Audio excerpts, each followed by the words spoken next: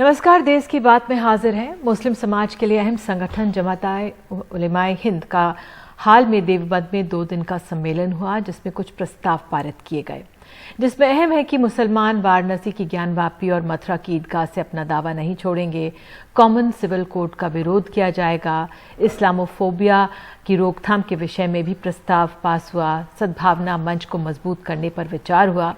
तो जमीयत के अध्यक्ष मौलाना महमूद मदनी ने कहा है कि जो लोग देश छोड़ने की बात कहते हैं वे खुद ही देश छोड़कर चले जाएं। बहरहाल असदुल्ला खान गालिब ने बनारस को चिरागे दे जन्नत खुर्रम और फिरदौस से मामूर बताया था, यानी जन्नत स्वर्ग मंदिर के दिए से तुलना की थी। लेकिन अब यहीं पर एक जद्दोजहद खड़ी हो गई है, एक चुनौती बनकर सबके सामने खड़ी हो गई है, जो कोर्ट्स में लड़ी जा रही है। हमारे साथ बेहद खास मेहमान मौलाना महमूद मदनी, जमीयत-ए-उलेमाए हिंद के अध्यक्ष, हमारे साथ स्टूडियो में मौजूद हैं। बहुत बहुत शुक्रिया समय निकालने के लिए मदनी साहब, आप आए। जो जमीयत का 2 दिन का ये सम्मेलन हुआ, उसमें कुछ प्रस्ताव पारित हुए और सुर्खियों में मैं ये भी पढ़ रही थी कि आप भावुक हो गए, दुखी भी हुए, आंसू निकले आपके। क्या कारण रहा? भावुकता के पीछे क्या कारण रहा? क्या परेशानी? कहते हैं, आपने गालिब का जिक्र किया तो मुझे शायर याद आया। उसने कहा, सुना है इश्क की मेराज पिन्हा है शहादत में, छुरी लाओ हमें भी अपनी किस्मत आजमाने दो, न दाग आएगा अपने दामने हुस्ने तबीयत पर, वफा पर मेरी जो तोहमत लगाते हैं लगाने दो, ज़माना सब्र कर लेता है आजिज़ हम भी कर लेंगे, ज़माना सब्र कर लेता है आजिज़ हम भी कर लेंगे, खलिश दिल की मिटा लेने को 2 आंसू बहाने दो। तो जो सूरत है, जिस सिचुएशन से हमारे इस खूबसूरत देश की दूसरी बड़ी अक्सरियत, लार्जेस्ट माइनॉरिटी गुजर रही है, और जो उसके एहसासात हैं, उसकी फीलिंग्स हैं, उसका असर तो इंसान की तबीयत पे होना नेचुरल है। तो हो गया वो, ठीक है, आदमी हूँ मशीन नहीं हूँ, तो जो असर होता है चीज़ों का। सबसे ज़्यादा क्या कचोट रहा है आपको इस समय? बेइज्जती का एहसास मोस्ट अनफॉर्चुनेट है। क्यों?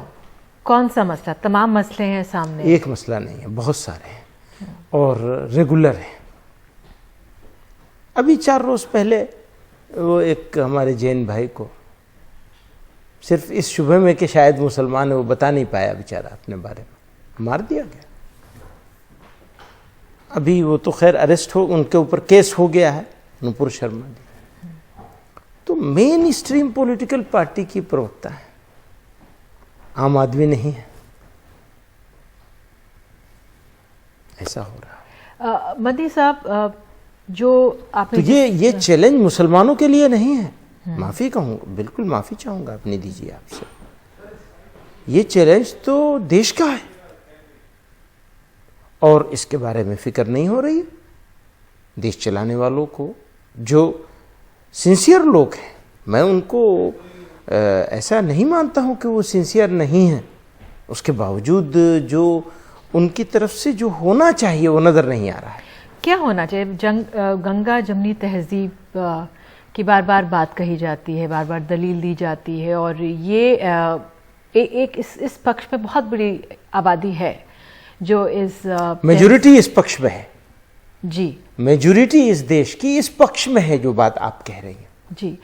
तो अगर वो है साथ, क्या उसकी तरफ से चुप्पी है? हाँ। या आपको लगता है राजनीतिक दलों की तरफ से चुप्पी है, या फिर क्या आप इसकी राह देख रहे हैं? देखिए, 3 चीजें होने की है, जरूरत है। नंबर 1, लॉ इन्फोर्सिंग एजेंसीज, उनकी तरफ से जो एक्शन होना चाहिए वो एक्शन नहीं हो रहा है। कातिल के मामले में, मकतूल के मामले में वो अलग अलग पैमाने हैं, ये है तो ये होगा और ये है तो ये होगा, वो एक होना चाहिए, वो नहीं हो रहा है। दूसरे जो हमारी पॉलिटिकल लीडरशिप है हमारे देश की, उसकी तरफ से दो टूक मैसेज जाना चाहिए।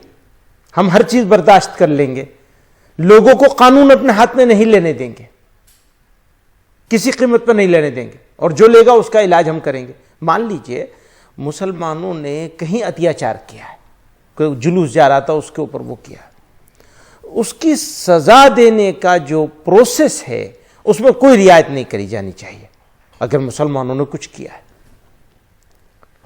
इसी तरह से अगर किसी और ने कुछ किया है तो उसमें भी कुछ नहीं, और ये मैसेज दो टूक होना चाहिए, कोई रियायत नहीं करेंगे, वो नहीं हो रहा है। और तीसरा यह है कि जो मीडिया है उसको भी एक फ्रेम होना चाहिए कि किस हद तक चीजों को पेश करना है। तो वो जो एक बाउंड्री है उसको जब क्रॉस करने लगते हैं लोग, मेरा आपके साथ झगड़ा है किसी रास्ते चलने पर, किसी जुलूस निकालने पर, किसी मस्जिद पर, किसी अजान पर, तो उसके बहुत सारे फोरम हैं उस झगड़े को निपटाने के। फोरम के बजाय मैं अपने हाथ में मामला ले लूं, तो वो मामला हाथ में जब लेंगे तो खराबी आएगी तो लॉ इन्फोर्सिंग एजेंसीज अपना काम नहीं करेंगी। तो ये 3-4 चीजें हैं जो अगर तवज्जो दे दी जाए, अगर इसके ऊपर निर्णय कर लिया जाए कि ये नहीं होने देंगे तो ठीक हो जाएगा। लेकिन मदनी साहब, अब अगर आप देखा जाए तो ये जो लॉ इन्फोर्समेंट की एजेंसीज की बात है, आज ही हम मूसेवाला, जो सिद्धू मूसेवाला 28 साल का बच्चा मारा गया, उसके बारे में बात कर रहे थे, तो पुलिस वहाँ पे कमज़ोर है ये बताया जा रहा था। जो पुलिस रिफॉर्म्स है वो तो बहुत समय से होने हैं, पुलिस रिफॉर्म जो उसमें पॉलिटिकल हस्तक्षेप होता है वो तो बहुत समय से होना है, एक वो बहुत बड़ी ज़रूरत है। तो ऐसी तो बहुत सारी तमाम चीज़ें जिनमें बदलाव लाने की ज़रूरत है। आप क्या सोचते हैं कि किस तरह से इसको पार पाया जा सकेगा? क्योंकि सोशल मीडिया एक बहुत बड़ा रोल अदा प्ले करता है सब मामले में। कोई भी मामला सामने होता है, भले ही जैसे आपने भी कहा, और हम जानते हैं कि गंगा जमनी तहजीब को समझने वाले एक ज़्यादा बड़ा वर्ग है, लेकिन जो अराजक वर्ग है भी, जो ये कर भी रहा है, उससे मुकाबले के लिए कुछ सोचा है? क्योंकि सोशल मीडिया अपने आप में कुछ करना नहीं, एक बयान को किस तरह से पेश किया जा रहा है या कहा जा रहा है, उसी में अपने आप में ही एक सोशल मीडिया पे जंग लड़ी जाती है। हाँ, ये बात उसके मुकाबले के लिए क्या सोच है आप लोगों की? देखिए, वो एक लॉन्ग टर्म चीज़ है कि उसके मुकाबले के लिए हम कोई चीज़ बनाएं, आप कोई चीज़ बनाएं, वो एक चीज़ है लॉन्ग टर्म जिसको किया जाना चाहिए। और ये भी सिविल सोसाइटी की जिम्मेदारी है कि वो मिलजुल करके कोई कुछ एक या ऐसे प्लेटफॉर्म्स डेवलप करें जो लोगों को जोड़ने की बात करें, तोड़ने की बात ना करें, पिक एंड चूज करके चीज़ों को ना दिखाया जाए, बल्कि जो रियल हो वो दिखाया जाए, मेन स्ट्रीम मीडिया में भी और सोशल मीडिया में भी। होना तो बहुत कुछ है मदनी साहब, यूनिफॉर्म सिविल कोड को लेकर जैसे, लेकिन सरकार का, ये लास्ट में कर दूं क्योंकि वो एक पार्ट है, दूसरा पार्ट ये है कि गवर्नमेंट को अपनी जिम्मेदारी अदा करनी चाहिए, वो नहीं अदा हो रही है। ठीक है, यूनिफॉर्म सिविल कोड को लेकर आपने कहा कि वो हमारे शरिया पर वो होगा, क्यों आपत्ति है? क्योंकि अगर देखा जाए पूरी दुनिया में 50 मुल्क ऐसे हैं जो शरिया के कुछ कुछ पहलुओं को लागू करते हैं, सिर्फ 8 देश ऐसे हैं जो पूरी तरह से शरिया को लागू करते हैं। हम पूरी तरह की बात नहीं कर रहे हैं। मैं आपसे पूछना चाह रही हूँ, यूनिफॉर्म सिविल कोड में लेकर आपत्ति क्या है? देखिए, नंबर 1 बात यह है कि यूनिफॉर्म सिविल कोड का अभी तक कोई ड्राफ्ट नहीं है, पहली बात यह है। दूसरी बात यह है कि हमें ये जमानत दी गई थी आज़ादी के वक्त में कि तुम्हारे मजहबी आर्टिकल 25 की बात करते हैं, हालांकि जब आर्टिकल 25 की बात करते हैं तो उसके डिफरेंट वो हैं, इंटरप्रिटेशन है, तो हर चीज़ में इंटरप्रिटेशन का मौका मिलता है। तो हमारा इंटरप्रिटेशन ये है कि ये जो 3 ही तो चीज़ें हैं, कोई लंबी चौड़ी चीज़ नहीं है, वो 3 चीज़ों के बारे में हम ये कहते हैं कि आप इसको ऐसे ही रहने दीजिए, इसमें दखल मत दीजिए, बस इतनी सी बात है। नहीं, क्योंकि जब 3 तलाक हुआ था तब काफी विरोध हुआ, फिर देखिए इसको कितना सराहा गया, और क्या सराहा गया है? कुछ फर्क हुआ है उसका? कुछ बेनिफिट हुआ है? आप क्या समझ रही हैं कि धरातल पे कुछ फर्क आया है? फर्क आने के लिए कम्युनिटी की हमारी जिम्मेदारी है, हम लोगों को इस जागरूक करें कि तलाक मसले का हल नहीं है, तलाक पसंदीदा चीज नहीं है। वो कह रहे थे 3 ट्रिपल तलाक, मैं कहता हूं 1 तलाक भी नहीं देना चाहिए। हमारे रिजोल्यूशन में ये बात कही गई है। लेकिन उसका असर तो देखा गया ना, राजनीतिक असर तक बताया गया कि मुस्लिम महिलाओं ने बहुत वोट किया है सरकार के पक्ष में, इसको लेकर बहुत खुशी जताई है। खुशी की बात है कि कम से कम मुसलमानों के एक वर्ग ने, ये कम से कम वो मानते हैं कि मुसलमानों के कम से कम एक वर्ग ने तो सरकार का साथ दिया है सरकार बनाने में, तो अच्छी बात है ये तो। मैं पहले से कहता हूं कि बीजेपी को वोट देने नहीं देने का फैसला जो है वो ठीक नहीं है। मुसलमान को हर पार्टी में होना चाहिए, जैसे इंडियन सब पार्टियों में है। तो अच्छी बात है कि मुसलमान भी चले गए, चाहे हमारी माए बहनें ही गई हों, तो अच्छी बात है। तो मानते हैं कि उन्होंने उन पक्ष में वोट किया है, मैं उसको डिनाई क्यों करूंगा? मैं उसको डिनाई नहीं करूंगा, इसलिए कि मैं उसका वकील हूं। मैं उसका वकील हूं कि लोगों को, मुसलमानों के, जैसे इंडिया के सब लोग सारी पॉलिटिकल पार्टी में जाते हैं, कोई कांग्रेस में जाता है, कोई सपा में जाता है, कोई बसपा में जाता है, कोई कम्युनिस्ट में जाता है, कोई एजीपी में जाता है, कोई बीजेपी में जाता है, वैसे ही सब जगह जैसे सब जाते हैं वैसे मुसलमानों को जाना चाहिए। ये मैसेज नहीं होना चाहिए और ये तरीका नहीं होना चाहिए कि जी हम हर हाल में उनको पास नहीं जाएंगे। तो अच्छा है ये तो, अगर ये आप मान रही हैं, आप बता रही हैं, वो भी मान रहे हैं, तो ये और तो आप भी मान रहे हैं। मैंने तो इसलिए माना कि मेरे लिए तो बड़ी खुशी की खबर है ये। तो आपको इस बात का अभी तक अंदाजा नहीं था? ऐसे इधर उधर से सुनता था, लेकिन आप जैसे जिम्मेदार आदमी से पहली मर्तबा सुना मैंने। नहीं, क्योंकि ये एक अहम चीज है जो क्योंकि यूनिफॉर्म सिविल कोड के दायरे पे इसकी दलील दी जाती है। अब एक और मसला है जो अभी हम ज्ञानव्यापी का हम देख रहे हैं, बनारस में, वाराणसी में उठा हुआ है, मथुरा में कृष्ण जन्मभूमि का मामला उठा हुआ है। 1991 के कानून की सामने बात रखी जाती है, लेकिन ये चीज़ें अदालत में चल रही हैं। आप कह रहे हैं इसको छोड़ेंगे नहीं, किस तरह से आगे बढ़ेंगे इस पर? देखिए, ज्ञानवापी, मथुरा या और भी जो चीज़ों का इस वक्त आजकल बहुत गर्म है और बहुत जगह जगह अलग अलग कोर्टों में लोग अलग अलग पहुंच रहे हैं, तो हमारे यहाँ 3 फैसले हुए। पहला फैसला ये हुआ है, हरगिज़ इसको सड़क पे नहीं लाया जाना है। सड़क पर नहीं लाना है, किसी पब्लिक प्लेटफॉर्म पे नहीं लाना है, किसी मीडिया पर नहीं लाना है, और इसको डिबेट में नहीं जाना है, नंबर 1। नंबर 2, केसेस वहां की लोकल इंतजामिया कमेटी दोनों जगहों की लड़ रही है, वो लड़ती रहे, हमें नहीं घुसना है। उनको किसी मदद की जरूरत होगी, मांगेंगे तो मदद दे देनी है, खुद से कुछ नहीं घुसना है। ये नेशनल इशू नहीं बनाना है इसको। वहीं के लोकल लोग लड़ रहे हैं, वो लड़े, अपना पुराना लड़ते चले आ रहे हैं, आगे भी लड़ेंगे। और तीसरी बात यह है कि इसके ऊपर कोई हंगामा कुछ नहीं करना है, जैसे चल रहा है वैसे चलने देना है। हम लोगों को तरफ से भी अपील की गई है कि डिबेट वगैरह में नहीं जाना है इसके लिए। तो जब हमारे ऊपर हमने खुद से पाबंदी लगाई है कि दूसरों से रिक्वेस्ट कर रहे हैं कि आप डिबेट में मत जाइए प्लीज़, कोई माने ना माने ये एक अलग बात है, तो हम भी यही कहते हैं, हम आपसे भी यही रिक्वेस्ट कर रहे हैं कि इसके बारे में हम किसी डिबेट में नहीं पढ़ना चाहिए। वैसे भी मैटर सब जुडिस कोर्ट में है, तो हमें क्या, हमारे बहस से क्या फ़ायदा होगा, बस इतनी सी बात। वही जिस्ट है हमारे उस रेजोल्यूशन का जो बात मैंने आपसे। तो मतलब एक तरह से इसमें नरमी के साथ आगे बढ़ा जाएगा, स्थानीय उस पर छोड़ दिया जाएगा। बात नहीं, एक बहुत ही इंपॉर्टेंट बात है जो इस रेजोल्यूशन में हुई है, अयोध्या के लिए भी पहले से थी, कि ये मसले, इस तरह के जो मसले हैं जिसमें भी झगड़ा हो 2 कम्युनिटीज़ के बीच में या 2 ग्रुप्स के बीच में, तो या तो बातचीत, आपस की बातचीत से और सहमति से मसला हल होगा, जो सबसे अच्छा तरीका है, और या फिर कोर्ट से होगा, बस। तो यानी कि जो कोर्ट का रास्ता होगा वो मान्य होगा या आपसी सहमति से, एक जो रास्ता। सद्भावना मंच को मजबूत करने पर आपने काफी विचार की बात कही है। क्या माना जाए, ये एक वो समय आ गया है, क्या ये वो समय आ गया है जब यही राह पकड़कर आगे बढ़ा जा सकता है? यही राह है, इसके अलावा कोई राह नहीं है। और ये राह मुसलमानों के लिए नहीं है, इस मुल्क के लिए है, इस मुल्क की सुंदरता, खूबसूरती के लिए है।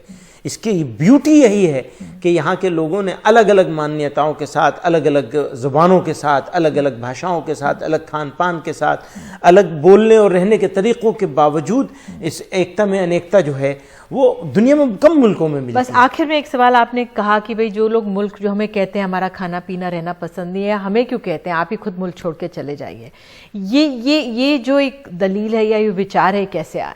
ये विचार इसलिए आया कि जब भी कोई बात होती होती है तो कहते हैं तुम चले जाओ यहाँ से, तुम्हें यहाँ रहने की ज़रूरत नहीं। अब डिफरेंस ऑफ ओपिनियन तो होता है, इतनी बड़ी सोसाइटी है, इतना बड़ा मुल्क है, डिफरेंस ऑफ ओपिनियन हमारे और आपके बीच में भी 100 बातों में होगा। कॉमन सिविल कोड को लेकर ही आपके सोचने का तरीका दूसरा है, मेरे सोचने का तरीका दूसरा है, लेकिन इसका ये मतलब थोड़ा नहीं है कि आप मुझे कह देंगे कि तुम वहाँ चले जाओ। तो हमने कहा हम तो वो हैं जिन्होंने उस आइडिया को रिजेक्ट किया था। अकेली ऑर्गेनाइजेशन थी है और हमारे बुजुर्ग थे, बड़े थे, पुरखे थे जिन्होंने इस आइडिया को रिजेक्ट किया था। तो हमारा मुल्क है, हम क्यों जाएंगे?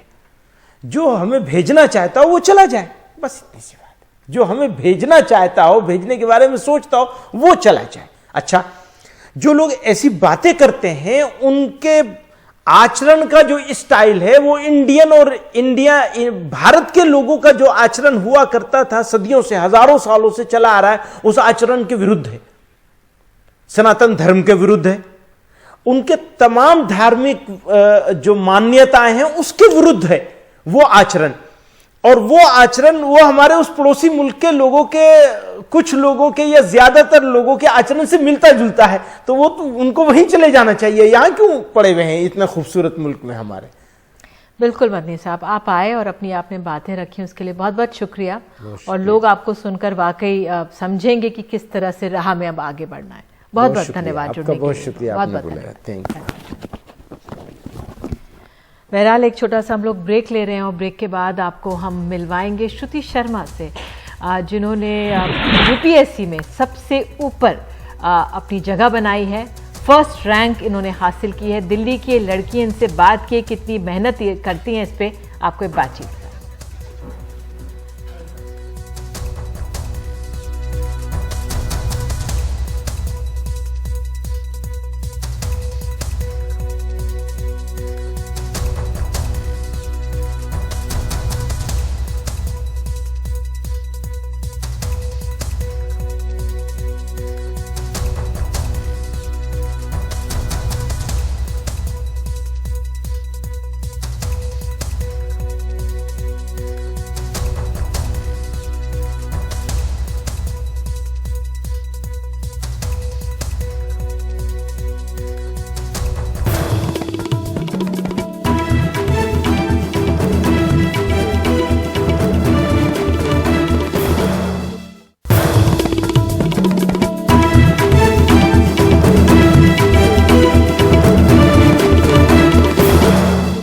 देश की बात में इस समय बेहद खास मेहमान हमारे साथ हैं। यूपीएससी की टॉपर इस साल की श्रुति शर्मा।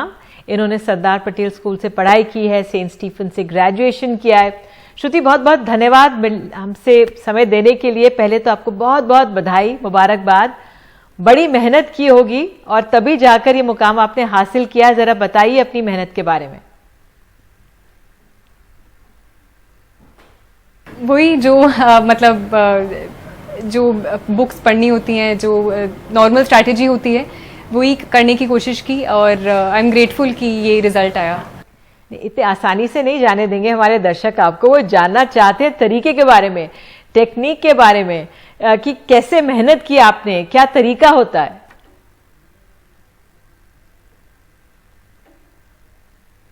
आई थिंक सबसे जो शुरू में और धीरे धीरे बाद में जो थोड़ी चेंज होता है तैयारी में, वो यही होता है कि शुरू में बहुत सारा मटेरियल होता है, पता नहीं होता है कि क्या करना है क्या नहीं करना है। तो सबसे इम्पॉर्टेंट मुझे लगता है कि डिसाइड करना कि इस सब्जेक्ट में ये पढ़ना है, इस सब्जेक्ट में ये पढ़ना है, और उसको सिलेबस के साथ ओरिएंट करना। तो बेसिक बुक्स, एनसीईआरटीज़, इन सब के अलावा जो था, मैं जो अखबार था वो हर रोज़ पढ़ती थी। और जो सिलेबस, यूपीएससी का जो सिलेबस है मेंस का, उन हेडिंग्स के अंदर मैं नोट्स बनाती थी कि जो इम्पॉर्टेंट है, जो जहाँ से क्वेश्चंस आते हैं प्रीवियस ईयर क्वेश्चंस को देखकर। तो by the end of the year मेरे पास वो नोट्स होते थे, जो मैं सिर्फ कोचिंग मटेरियल पर नहीं रिलाई करती थी, वो खुद के लिखे हुए नोट्स होते थे, उनको रिवाइज करती थी। फिर बाद में मेंस से पहले मैंने आंसर राइटिंग की भी काफ़ी प्रैक्टिस की थी, जिसकी वजह से मुझे लगता है मेंस में मेरे ज़्यादा नंबर आ पाए और ये रैंक मिल पाई। जी, और हमेशा बात होती है कि कितने घंटे आपने पढ़ाई की, उसके बारे में बताइए।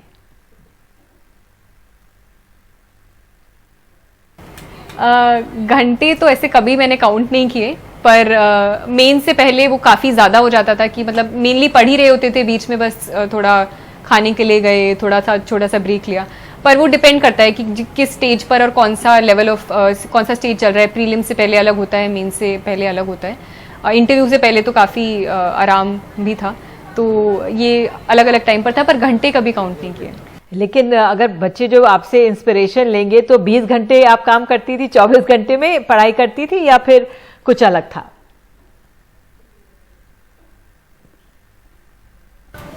नहीं, पर हाँ, नहीं, पर ऐसा तो बिल्कुल भी नहीं था। मतलब मैं पर्सनली तो मैं ब्रेक्स भी काफ़ी ही लेती थी, तो ऐसा तो नहीं था। और आई थिंक ज़्यादा इंपॉर्टेंट होता है घंटों से ज़्यादा, क्योंकि कई बार आप 5 घंटे बैठे हुए होते हो पर प्रोडक्टिविटी 1 घंटे की भी नहीं होती है उसके अंदर।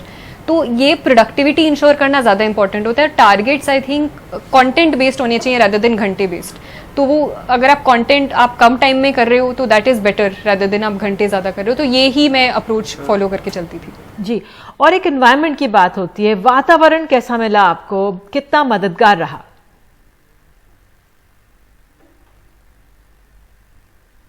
हाँ, इन्वायरमेंट आई थिंक मेरे पेरेंट्स तो सपोर्टिव थे ही, साथ साथ में मेरे फ्रेंड्स भी थे जो मेरे साथ तैयारी कर रहे थे। आई थिंक वो काफ़ी इंपॉर्टेंट था, क्योंकि अगर एक नीचे होता था तो दूसरा थोड़ा ऊपर कर देता था। तो वो वाली चीज़ें आई थिंक इन्वायरमेंट मुझे हेल्प किया, और मेरे फ्रेंड्स ने भी मुझे हेल्प किया जो हम साथ में स्टडी डिस्कशंस करते थे।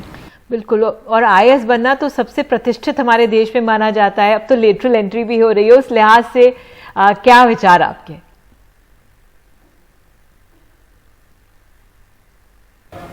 आई थिंक किसी भी इंस्टीट्यूशन में वो रहता है, पॉजिटिव्स रहते हैं, नेगेटिव्स रहते हैं, but there is a reason why it's called the steel frame of India. तो I think there is a need for good civil servants in the country, and I think जिनका interest है इस area में उनको definitely आगे आना चाहिए। There are also at the same time बहुत और भी एरियाज हैं जहाँ you can serve the country और you can serve people around you, so those are also there. आखिरी सवाल, आपके लिए इंस्पिरेशनल फिगर्स कौन रहे?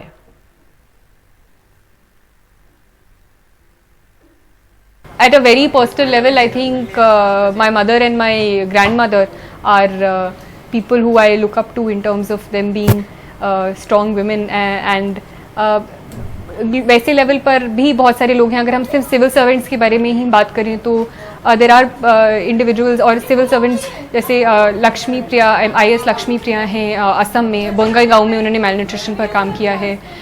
तेलंगाना में there was a Ravi Krishna who worked on water conservation. So there are these people who have done a lot in their respective areas by making little changes. Shruti, आप हमारे साथ जुड़ी और देश के विकास में खूब योगदान दीजिए। बहुत बहुत धन्यवाद, और एक बार फिर से आपको शुभकामनाएं आगे के लिए। तो देश की बात में एक छोटा सा ब्रेक ले रहे हैं, तुरंत लौटते हैं, बने रहिए हमारे साथ।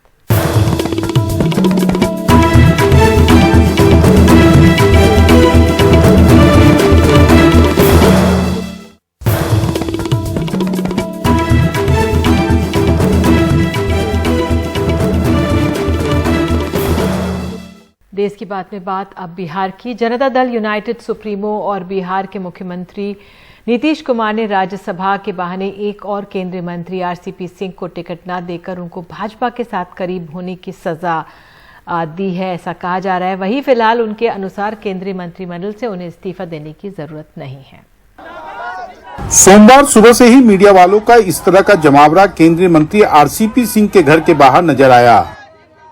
लोग उनकी प्रतिक्रिया का इंतजार कर रहे थे, लेकिन सिंह निकले और कहा कि टिकट ना मिलना सजा नहीं है। हमको खाली सजा देंगे, हमारे नेता है तो हमारा अच्छा करने के लिए कर देंगे ना। हालांकि इस्तीफे को लेकर सिंह ने फैसला प्रधानमंत्री नरेंद्र मोदी के ऊपर छोड़ दिया, जबकि नीतीश ने कहा फौरन इसकी जरूरत नहीं है। तो मंत्री बनाने का जो विशेषाधिकार है वो आदरणीय प्रधानमंत्री जी का होता है। तो मैं तो दिल्ली जब जाऊंगा तो निश्चित रूप से भेंट होगी। नहीं, तो अभी तो टेनियर है ना, ये तो चुनाव समय के पहले में हो रहा है। वो तो जब तक इसका समय है तब तक के लिए तो है ही ना, तो अभी तुरंत इस्तीफा देने का क्या मतलब है?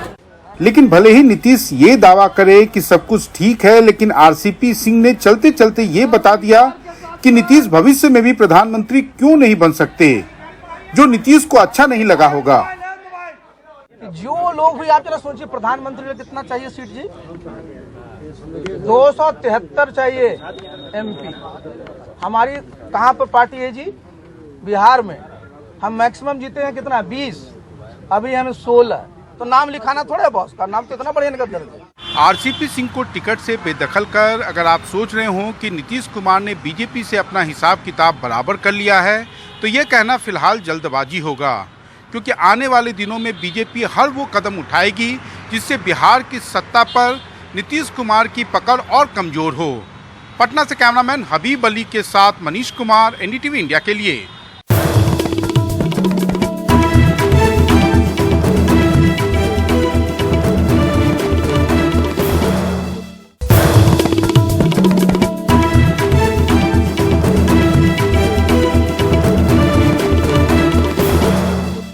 दिल्ली में मौसम का मिजाज अचानक बदल गया है। दिल्ली में आंधी बारिश से कई इलाकों में बुरा हाल बताया जा रहा है। पेड़ों की मोटी मोटी टहनियां सड़क पर गिरी हैं। ट्रैफिक की रफ्तार पर भी असर पड़ा है। ज्यादा जानकारी दे रहे हैं हमारे सहयोगी परिमल कुमार। करीब आधे घंटे की बारिश और सेंट्रल दिल्ली में कई सारी पेड़ और टहनियां टूटकर गिर चुकी हैं। आप यहाँ पे देखिए, यहाँ पर फिरोज शाह रोड पे आपको ये नज़ारा मिलेगा। साथ में बगल में जो नेशनल मीडिया सेंटर है वहाँ पर भी जो पेड़ है, पेड़ की टहनी है वो गिरी है। यहाँ पर भी आप देखिए कि ट्रैफिक किस तरीके से बाधित हो रही है। यहाँ पर भी पेड़ की टहनी आपको गिरी हुई नज़र आएगी। इस तरफ अगर आप देखें, यहाँ पर, यहाँ आगे अगर आगे आप दिखाएं तो पेड़ किस तरीके से यहाँ पे गिरा हुआ नज़र आएगा, वो आप देखिए।